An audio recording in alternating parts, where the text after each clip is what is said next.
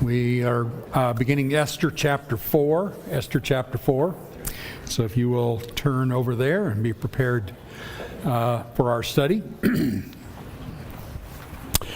I do want to quickly mention something about our study last week.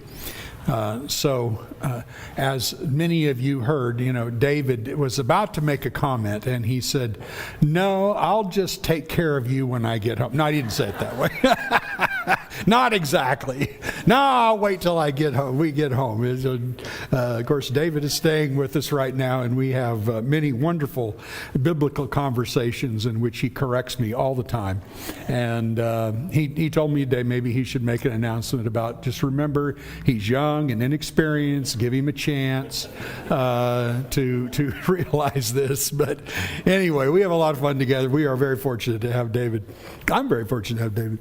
And so anyway, when we got home, I said, "So okay, lay it on me. What's wrong with my position on this and where I've come in this?" And he says, "Just doesn't pass the smell test." I said, "What does that mean?" He says, "It stinks. He doesn't pass the smell test." And so I said, "All right, you lay it on me." He says, "I got to work it out in my mind." So in the morning, he must have stayed up all night long to figure it out. In the morning, he gets up and he goes, "All right, here's your problem. You're making a comparison between the concubines under the law of Moses and what the king of Persia did, and that's not fair. That's not a fair comparison." I said, "Ding, you're exactly right." Yeah, after an hour of arguing with him, of course, but but I think that is true. King Ahasuerus is a bum. I mean, just gathering women all over the place of the empire anytime he wants, and all of this is not what God had in mind in the law of Moses. My point last week was this: we have to empathize with where Esther's condition. She just has a very simple choice: just die or come and be the queen or one of his harem. So that was what I was trying to point out, really. The other kind of went off the tracks, but I wanted you to see that it's easy to just cast stones at Esther and go, but there are times in life where we get caught in a raging river, so to speak, and it's like, where am I going to go with this? How am I going to handle this? Not sure, and things are pounding on you, hitting you so quickly that you oftentimes may not make the best of decisions, or you get caught in a situation where you just have to make the best of it. That's what I wanted you to see, and it didn't come out right. Anyway, I'm appreciative of David on that. I wish we could stop and talk about that more, but we really don't have time to, because there's so much to cover in chapter 4. It is a huge chapter, center point of the book, and we will need to spend plenty of time on that. So let's begin with a few things here. Let's just simply read, first off, just read down through, let's see, verse 9 here. Okay, so when Mordecai learned all that had been done, of course, the decree has gone out to kill all the Jews. That's basically what's happened. So Mordecai learned all that had been done. Mordecai tore his clothes and put on sackcloth and ashes and went out into the midst of the city, and he cried out with a loud and bitter cry. He went up to the entrance of the king's gate, for no one was allowed to enter the king's gate clothed in sackcloth. And in every province, everywhere, the king's command and his decree reached, there was great mourning among the Jews, with fasting and weeping and lamenting, and many of them lay in sackcloth and ashes. When Esther's young women and her eunuchs came and told her the queen was deeply distressed, she sent garments to clothe Mordecai so that he might take off his sackcloth, but he would not accept them. Then Esther called for Hathach, whatever his name is, one of the king's eunuchs, who had been appointed to attend to her, and ordered him to go to Mordecai to learn what this was and why it was. Hathach went to Mordecai in the open square of the city in front of the king's gate, and Mordecai told him all that had happened to him and the exact sum of money that Haman had promised to pay into the king's treasuries for the destruction of the Jews. Mordecai also gave him a copy of the written decree issued in Susa for their destruction, that he might show it to Esther and explain to her and command her to go to the king to beg his favor and plead with him on behalf of her people. And Hathach went and told Esther what Mordecai had said. Okay, so first thought we need to get in mind. We'll just hit some highlights here very quickly, as we've talked about a lot about the bigger story. But all the city is in an uproar, and it seems that no one in the palace knows about it. Knows why? Isn't that interesting? Does the king know? He doesn't even know. The king doesn't even know that he just decreed that all the Jews in the whole empire are going to be murdered. So it's like everybody in the empire knows. It shows you how, again, I mentioned this briefly last week, how insulated rulers can become, including this country. They can become very, very insulated to what is going on with the common people. And that is exactly what Xerxes is in that position. He doesn't even know what's going on. He's sitting there just in his palace, insulated from everybody else, and all of this is going down. So it's the first thing that seems to just strike us, that the empire is in turmoil, the city is in turmoil, and Ahasuerus doesn't even know anything about it. And the queen doesn't know anything about it. And people in the palace may not even know anything about it. So it's quite an interesting situation. Skip down to verse 11 for a second. Of course, we've talked about this part of the story up to this quite a bit. You know, here's the message going out, and Esther wants to know why and what's going on.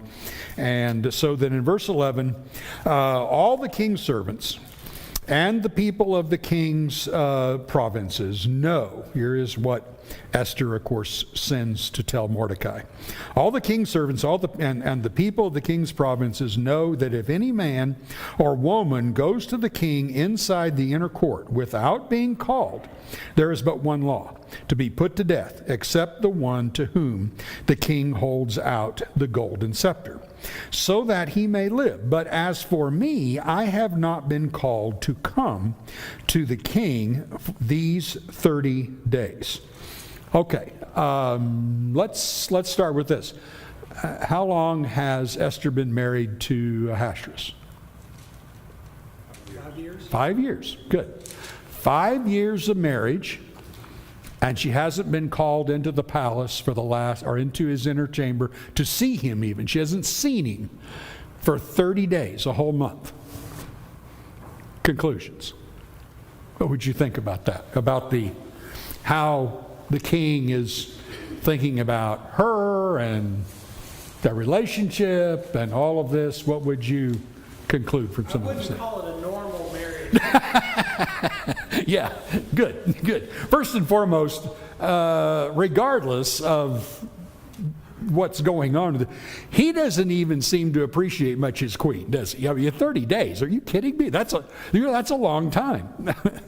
Well, I would say, we saw with Vashti that he considered the queen ornamental as much as anything else. In some way. Then when he chose a queen, every single requirement that was mentioned was related to her beauty and her presence, not anything else. And so when he needs ornamental things, she comes. She When comes. he doesn't, Yeah. he's not around.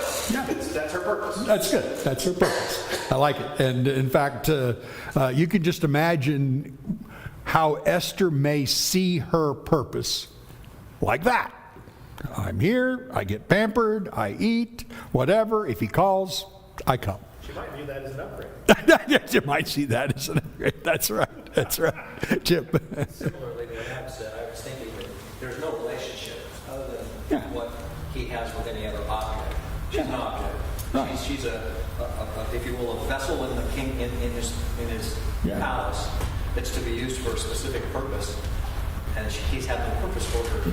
And no telling, in the meantime, how many women maybe he's brought into his chambers during this time with this harem. And as we've read historically, it wasn't uncommon for these kings just to gather another group of women when they desired. And so there doesn't seem to be an unusually special relationship that's going on, 30 days. Now look at this from Esther's point of view. She connects this with the fact, that's what I got up here. So 5 years of marriage, not called in for 30 days, and this death penalty for going to the king uninvited. Now, do you think Esther is kind of exaggerating the danger here, or not? Or do you think the danger is very, very real? Well, considering Vashti's it's very real. Okay, so when you look historically back in the earlier chapters, we have discovered it's pretty dangerous to be in the Persian court. The king is, in many ways, just goes by his whims. You might catch him at a bad moment when you walk in there, and he might just go, I haven't seen this woman in 30 days anyway. Who cares? Get her out. Take her away, All of these things suggest that I think that Esther is serious about this. At the very least, we would say that Esther herself, we're not going to doubt her, Esther herself believed that this was a very dangerous situation, and if she went before the king under these circumstances, that she could easily just be killed right on the moment. The idea of what Xerxes is going through really is amazing. Now, Herodotus, which I've mentioned before, a historian that writes about this period, he says that Persian kings only had 7 friends, and he put that in quotation marks, 7 friends that they chose that were allowed to see the king's face unannounced or without an invitation. Haman, of course, was obviously one of these. Remember, Haman just showed up the morning that he was trying to get Mordecai killed. Now, there was an option. An audience could be requested of the king by sending a eunuch messenger to the king and asking if you could see him. Now, why would you think Esther didn't choose that route?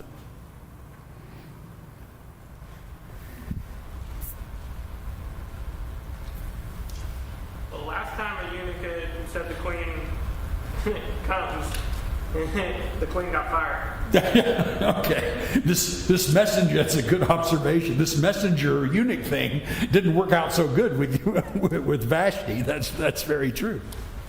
The eunuchs would know what decree Haman had made, and they would know, the king would know, but they might tip Esther's hand. Well, that's possible too. I hadn't thought of that. Yeah, Dave.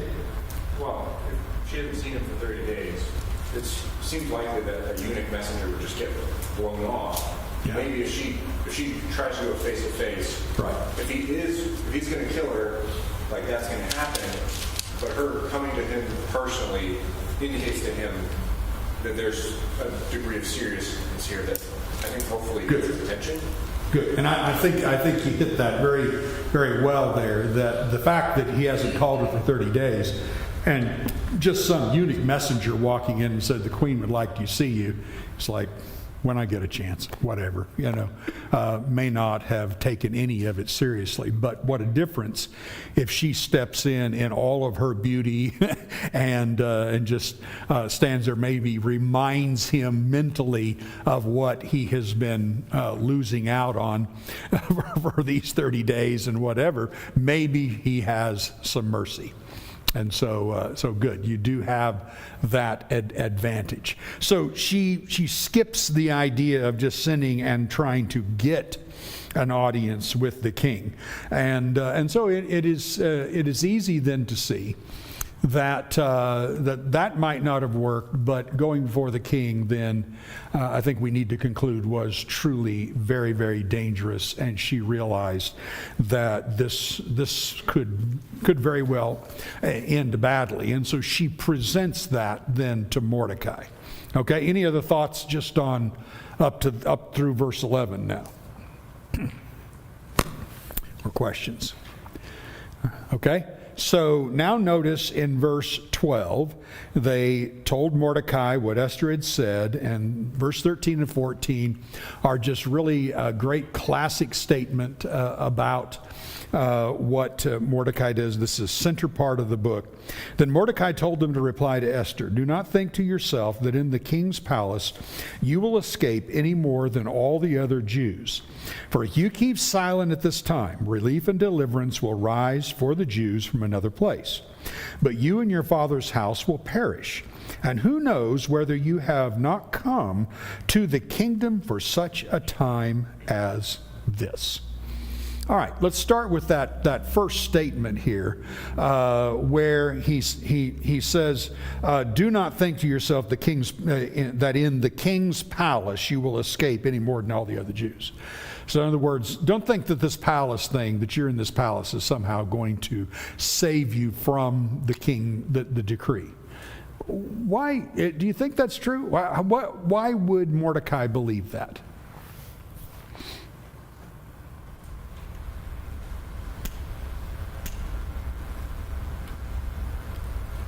Okay. Because he really thought this threat was a great threat to the Jewish nation. Okay. And how are they going? See, nobody knows that Esther is a Jew, so why does Mordecai think that somehow she's not going to escape? The king may not be able to save her because of his decree. Okay. So first and foremost, we need to remember the law of the Medes and Persians, right? The law of Medes and Persians is there's no exception, not even for the king. And so what could happen? How could the word get out that Esther is actually a Jew? Well, they're going to know, especially the ones that communicated to Mordecai, that they're related. And there are going to be other women who want to be queen too. And Yeah. Turn her over, and somebody would rise up and... Things leak, don't they? Especially under pressure. And you can imagine that as this day draws near to kill all the Jews, you do have enemies of the Jews throughout the kingdom. I mean, after all, there were 75,000 that were eventually killed, who were considered enemies of the Jews. So up to this particular period of time, we don't get any sense that Jews there was a lot of anti-Semitism going on.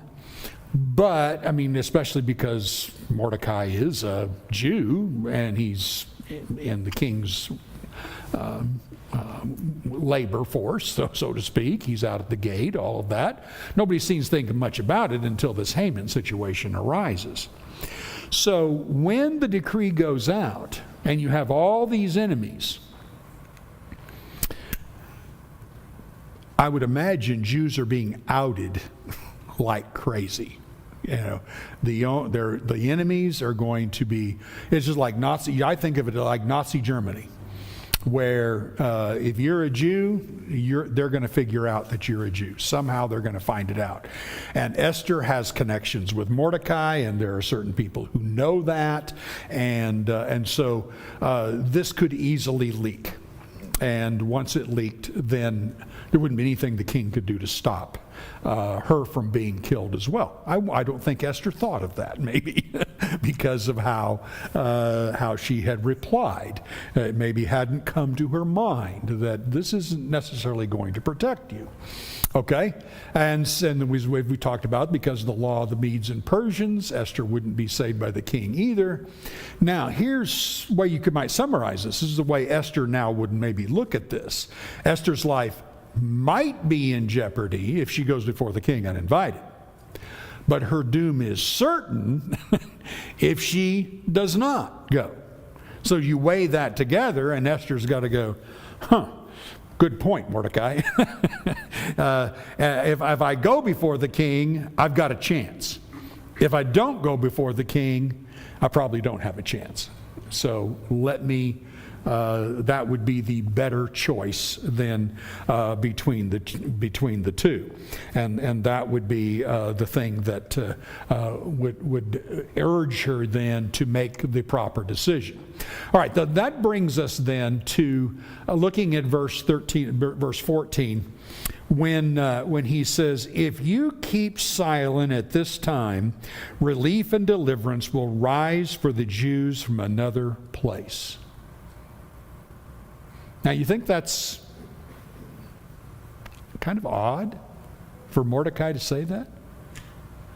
I mean, when you know all the secular ways that it seems that they're thinking up to this time, not a word about worship or religion or anything, and then all of a sudden he says, if you don't, deliverance is going to happen some way. It's either you or someplace else. Two things I think of. First of all, what follows in this is the basis of why he would say this, because he believes in the providence of God. But I think this really reminds me of Abraham. When Abraham was asked to offer Isaac, and the book of Hebrews spells that out for us in the 11th chapter, when he says that Abraham was willing to sacrifice Isaac, considering that if he had to, God would raise him from the dead because he was the son of promise. Had Abraham ever seen a resurrection? But he had faith and confidence in God's promise, and this is the kind of confidence Mordecai had. Yeah. He'd never seen it, and then everything around him said this is impossible. Yeah. And yet he believed it. I think you make a great point. I have looked at it when I see this. I think you think of Abraham. I think of Joseph, and all the events that took place, and Joseph being sold by his brothers. I mean, how do you make sense of that? His father not coming to hunt for him and look for him. How do you make sense of that? He was so frustrated that his father didn't come that his firstborn son was named, I forget my father's house.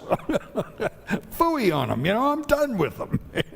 All that. So, I mean, the confusion that he's going. Then, of all things, for doing the right thing, he gets thrown into prison. Now how much worse can it get? And just about the time he thinks he has an opening to get out, the crazy butler forgets to say anything about it, and he's 2 more years in there. Hopelessness. And it's not until his own brothers show up that second time and he hears them talking and repentantly, just in horrible condition, and he goes, God did this to save our people. And I think that's very similar with Mordecai. Mordecai sees all of this, and you just think about it. You all of a sudden you step back from the weeds that you've been in all this time, and you say, an orphan girl, Jewish orphan girl, became the queen of Persia? Outrageously incredible. And not only that, if you're Esther, how has that changed your view of your position in the palace? Before this happens, you're like Adam said, you're just an ornament that gets called upon from time to time. Now all of a sudden, does everything start making sense? Oh, who knows whether you have come to the kingdom for such a time as this. I'll just augment what I said. I was focusing on that first sentence that you had up there, that it would come from another place. Yeah. In other words, he's saying, you don't do this, God has a way, it won't be through you. But I think everything else you just said about Joseph aligns with what he says next. That's right. And I would think of Mordecai suddenly remembering the covenantal promises of God toward the Israel nation. And even though we have been bad, and even though we're in captivity, he realizes God is going to save this nation. Mara. It doesn't seem in Mordecai's behaviors to assume that he thought of that. I don't know. I could think of him thinking all the time the Jews were near extinction, and somehow, some way, they were made plentiful again. He could maybe just remembering their history, let alone he doesn't believe in God. Yeah. Well, I think I don't think we would go so far as to say Mordecai didn't believe in God, but he might have become more a secular Jew, certainly as Esther apparently had become somewhat of a secular Jew. Not that they don't have a background, not that they don't think God exists, but they certainly have not lived like a true Jew during this period of time. So when you look at this, I think in terms of, let's see, did I write it up here? Yeah, I think in terms of this. How many times have we seen, it just so happened? It just so happened. Over and over again, it just so happened. And I think Mordecai could have easily went, oh, this is beginning to add up. This is beginning to add up. There has been a purpose in this the whole time. Okay? So pretty cool to see exactly how he might have reasoned this, which would have come out then in this explanation that he gives and this challenge that he gives to Esther. By the way, what Mordecai didn't say? So when you look at the statement there, who knows but you have come to your royal position such a time as this. What didn't he say that it might be interesting? You catch it? Could it be that he didn't say you're our only hope? He didn't say Okay. that. He didn't say that, though that sounds, he kind of said that. He didn't say you came to your royal position for such a time. That's right. He didn't say, it's obvious. He said, who knows? Make an application.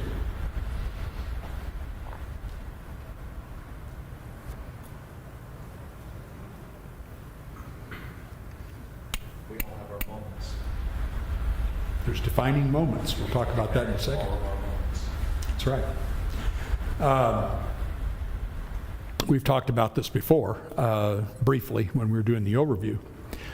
But, people today a lot of times say, I'm trying to figure out God's purpose in my life.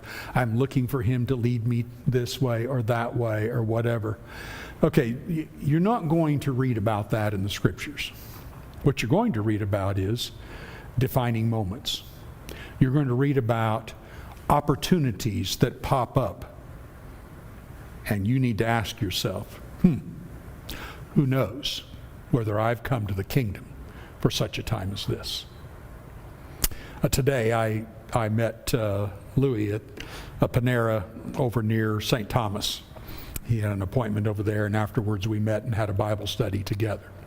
And we were planning on, because he has to go over there on a weekly basis, we were planning on every Wednesday morning around 10 o'clock getting together, and he wanted me to help him in teaching others. That's great.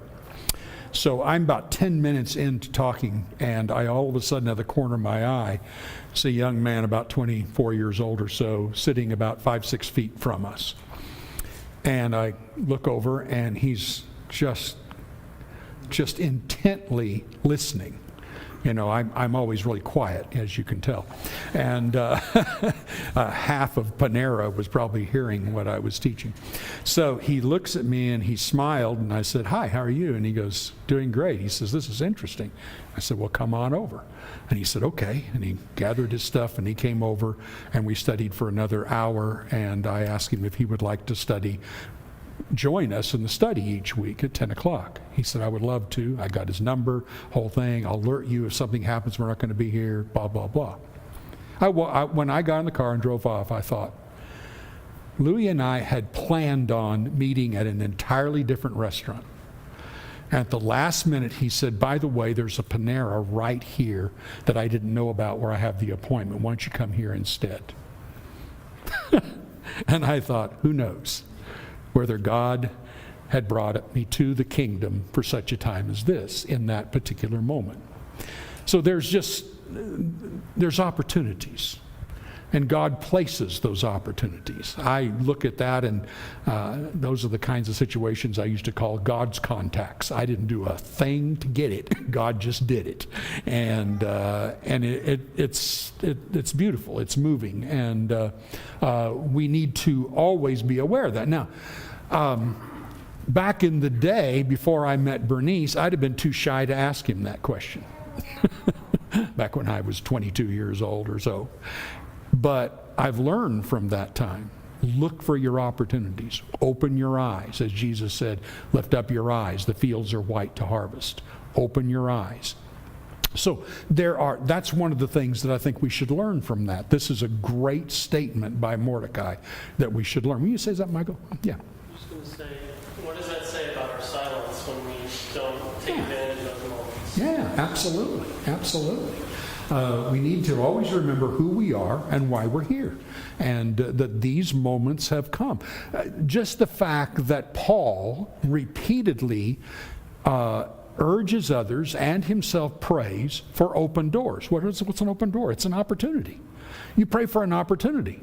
Well, why am I praying for this opportunity? Exactly those things right there. And I had prayed for those those types of opportunities. I do most of the days that I pray. That I'm asking for those opportunities. And voila, there it is. And you know what I concluded? God had nothing to do with that. It was just perchance. No, I don't conclude that. Obviously. God promised He would open those doors, and He promised if I'd ask. So ask. It's just a cool thing. So beautiful, beautiful moment here at this point. And so, as I've mentioned, I think Mordecai may have been remembering finally God's covenant in this, etc. Okay, so look at verses 15 and 16 now, and I want you to notice how Esther then replies to this. Then Esther told them to reply to Mordecai, "Go gather all the Jews to be found in Susa and hold a fast on my behalf, and do not eat or drink for 3 days, night or day. I and my young women will also fast as you do. Then I will go to the king, though it is against the law, and if I perish, I perish." And Mordecai then went away and did everything as Esther had ordered him. All right. What's the big change here? What's the change you see in Esther? She's ordering for First off, we've never seen her command Mordecai to do anything. All of a sudden, it is not Mordecai giving the command. Esther immediately jumps in and takes control. And she tells Mordecai what to do. And for the rest of the book, she will tell Mordecai what to do. She suddenly steps in. What are you seeing? What would you conclude about Esther now? I mean, just think about her personality previously, and now all of a sudden this particular change. What's happening inside of her? Go ahead, Rachel. I think there's a confidence that comes with accepting, like, I might die. It might be over for me. So at that point, it's like, you know what? We're just going to take control of the situation because this is kind of all I have left. So that's right. Why not? Okay, yeah. So one thing is she's realizing the urgency of this. She's realizing that, she might as well step up, even if it is a little maybe under duress, but she suddenly accepts the responsibility. And she steps up. Any other ideas on how she is thinking here?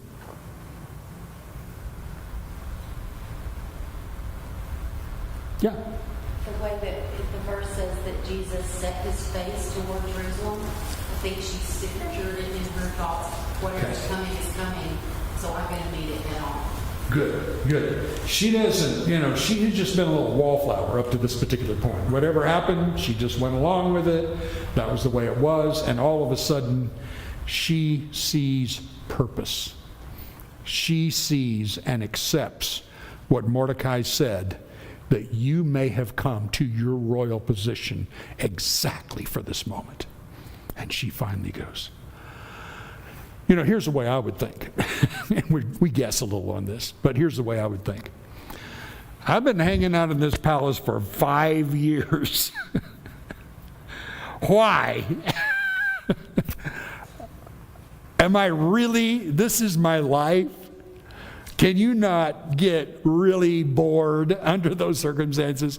Do I have any purpose in life? I am just stuck here to be called by this creep of a guy. And she probably didn't think of him that way, but I'm just stuck here to be called by that. That's all my only purpose. And suddenly Mordecai goes, now you know why you're here. Now you know your purpose. And she goes, all right, let's go. And suddenly she takes control and never looks back.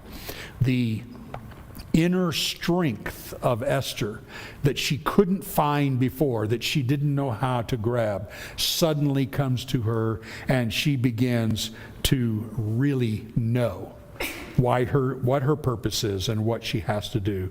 And no more just enjoying the luxury of the palace, no more hiding out, none of these things. And so she now steps forward in this. So Esther's call for a fast. So I suggested something here on the screen. She's the only person in the book that has 2 names. She's Esther, Persian name. She's Hadassah, Jewish name. Who is she now? Who is she just embraced? She's embraced herself as, yes, Esther, the queen of Persia, but also Hadassah, a Jew woman who is a queen. And she is going to embrace her identity, something she's avoided all through the book at this time. And now she's going to be Hadassah. And she's going to step up and actually do something about what is going on. Now, tell me what is going on here. Hold a fast on my behalf. Make sense of that one?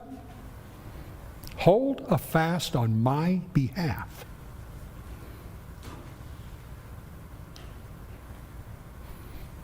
If she had said, pray on my behalf, what kind of prayer would you call that? A prayer for mercy and grace. Okay, it's an intercessory prayer. Sure, it's for mercy and grace, but it's an intercessory prayer. She's praying, she would be praying, please you pray and intercede for me instead. Since that's not going to be what the author reveals, she is actually saying, hold a fast on my behalf. Well, as I put up here, who's the object of the fast then? There's the implication of the unseen God again, isn't there? Suddenly you're going, wow, hold a fast on my behalf. My behalf before who? Before God. And even though not mentioned, not said, it is the screaming implication of what she's asking here. She sees then the real need that she has for intervention at this particular point. Okay, Danny, you said something? No. I was just sitting here thinking that sometimes when you're studying with somebody, and you see that they get it. Yeah. They realize what you're talking about. Yeah. They realize how it fits together. Yeah. And that's kind of a defining moment. It is. Whether they want to accept that or whether they want to continue the trail that we're going. Absolutely. And Esther made the right choice. Yeah, she accepts the challenge. She does. And you can just imagine, you can look at it this way. Esther's basically in the dark as this queen up to this point as to who she is and what she ought to be. She's not embracing her Judaism. She's not anything. She's just blind to who she is. And all of a sudden, the sun shines. The light comes. And she realizes it's time to step up. And that's what she does. A commentator named Ryken says this: initially a beautiful young woman with a weak character becomes transformed into a person with heroic moral stature and political skill. So truly seeing then the purpose of her being the queen of Persia. Now, applications. Okay, we've made some of these applications to our life from what we see Esther doing here, how she accepts the responsibility.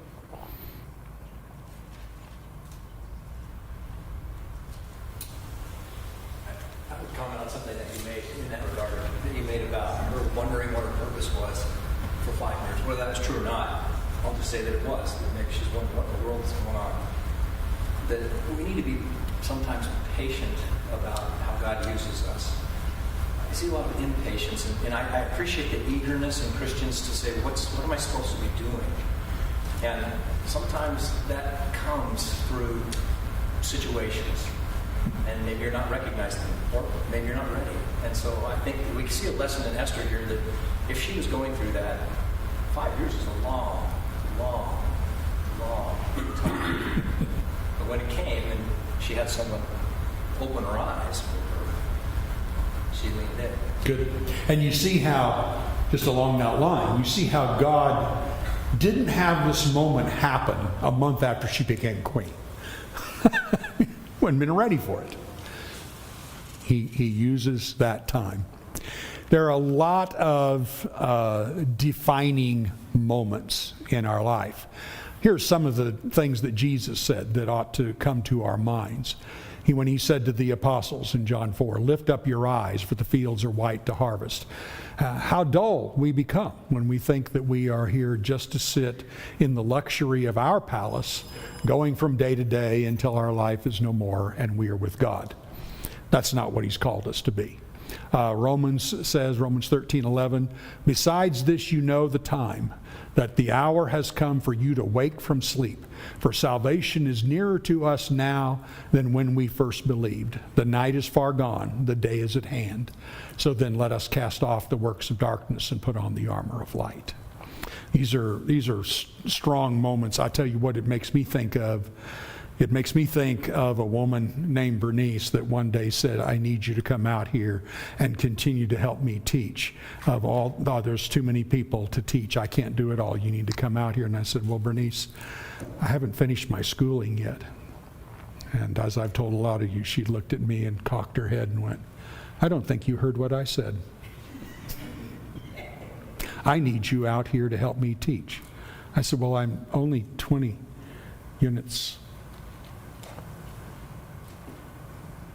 Okay. Defining moment. Go. I'm just going to say that whatever excuse Esther could have had would have indicted her. It doesn't matter what she would have said. "Haven't seen the king in a year," or whatever. Yeah. It doesn't matter because you're there for that moment. You're there for that. So you either take it or you don't take it. And it makes me think about all the excuses each of us have had. Talking to our neighbor or whatever. Like, Yeah. I'm too busy, I'm too tired, Yeah. I'm too scared. Not the perfect time. Yeah. Every excuse indicts us. That's right. Great point, Mark. We won't do heroic acts if we do not see dire need. If we see the dire need in other people, we won't live boldly enough. Yes. That's a very, very good point. I think a lot of our neglect comes from us not appreciating the dire need. That was one of the things my friend Bernice did a lot for me. She deeply felt the need of those who did not have Christ. It was majorly important to her all of her life. And when you have that knowledge that this person is going to be lost, if I don't say something, who knows whether I've come to this time. And very, very important. So there's some other things we're going to talk about this, and I appreciate your comments. We'll look to do that, Lord willing, next week. Thank you.